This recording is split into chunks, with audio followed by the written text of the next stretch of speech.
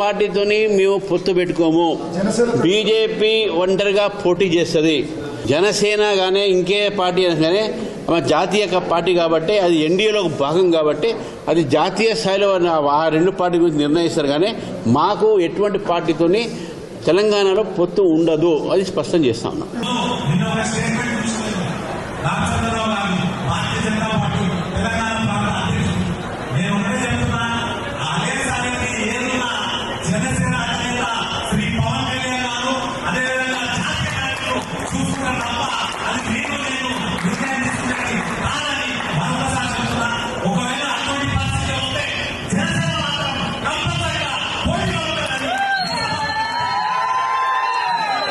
మేము ఏ పార్టీతోని మేము పొత్తు పెట్టుకోము.